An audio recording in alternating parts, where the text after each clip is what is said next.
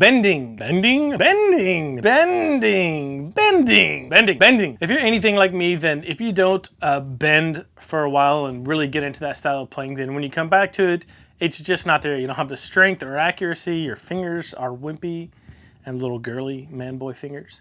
And I kind of had that problem this past week. I wanted to learn a King's X solo. That's one of my go-tos, King's X and Ty Tabor and Stevie Ray Vaughan, when I want to do a lot of bending. And I went to learn it, and I had been playing a lot of acoustic lately.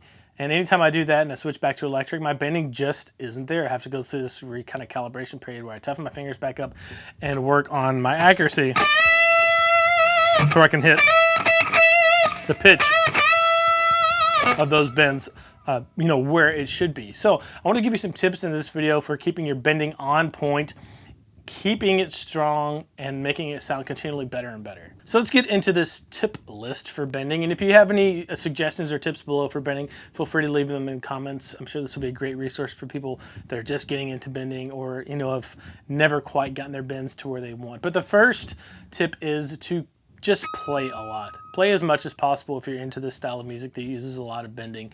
And this is tough for me, again, because I play a lot of acoustic and then I switch back to electric and acoustic, depending on what I'm doing for videos and things like that. But the more you play, the easier it's going to be to pick up your guitar and go right to whatever bend it is that you're trying to hit.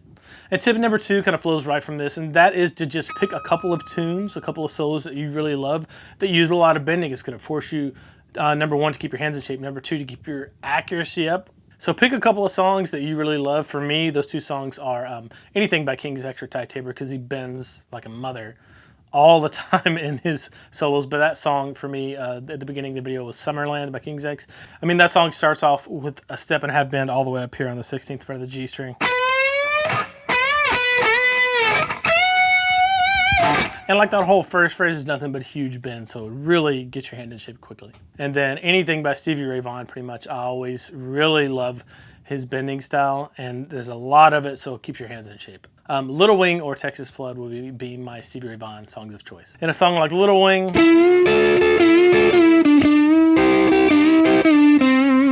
it has tons of great bending parts.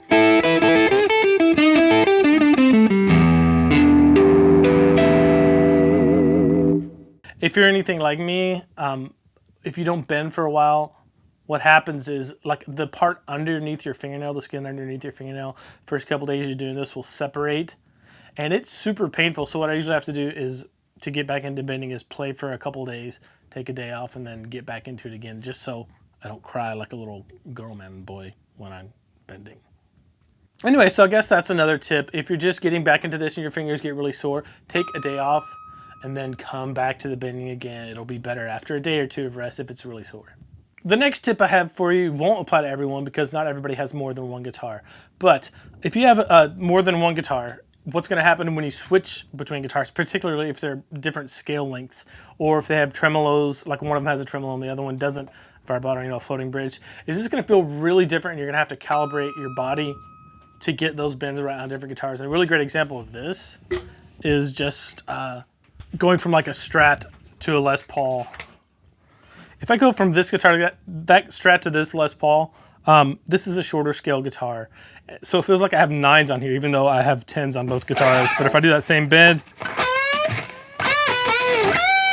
see, I overbend that note. Instead of going there, I went. And that's something you're just going to have to be aware of as you switch between guitars, either that have tremolos or don't have tremolos, vibrato bars, whammy bars, that type of thing. Or if you have guitars that are different scale lengths, you're just going to have to know that it's going to take you a while to calibrate your bending between guitars. So let's get into some more mechanical tips for bending now. The first thing to remember is to use as many fingers as possible when you're bending notes. Otherwise, you're going to make it super hard on yourself. Can you imagine trying to play a whole step bend with your pinky? Just like that. That hurts, man. Make it a lot easier on yourself. Use all of your fingers to bend up that note. And my pinky finger barely feels that now. So anytime you have a bend, even if it's just a half step bend,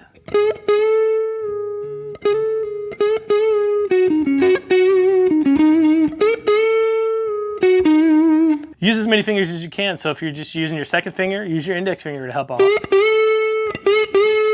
If you're using your third finger, use your second and first fingers to help out.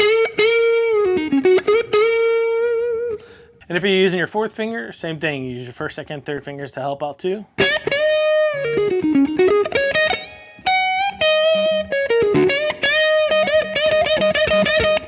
Okay, the next physical tip I have for you is to put your thumb over the fretboard and get as much leverage as you can, just like Eric Clapton.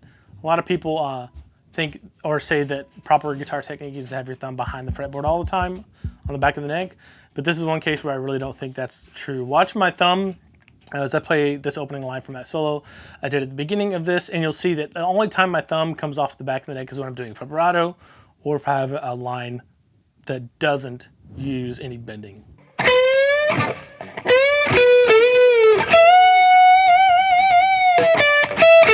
Right there, my thumb comes off. As soon as I bend again, my thumb comes back over.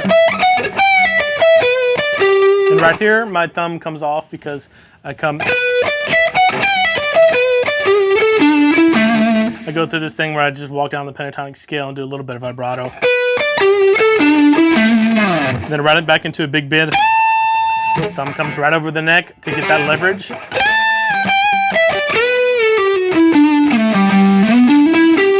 Right there, my thumb kind of comes back behind the neck again, just because I'm doing a scale lick that doesn't really use all that much bending. So getting your thumb over the fretboard like that for some leverage can really help. Also think about, instead of just pushing up on the string with your finger like this, think about when you put your thumb over, I mean, this is the next tip. Pretend like you're turning a doorknob or you have some rotation with your elbow, right? That will help you get in some good bending too. So thumb over, and then watch my arm right here kind of twists. Off the string, it would look like this.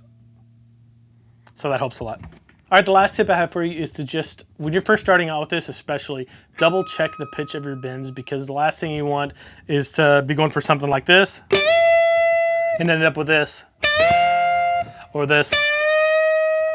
You want that to be spot on. And the way to do that is to just make a bend and then double check the pitch.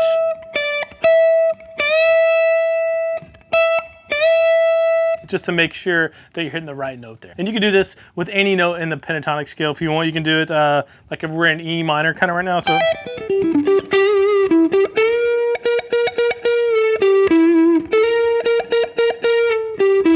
double checking a half step bend. Double check a whole step bend.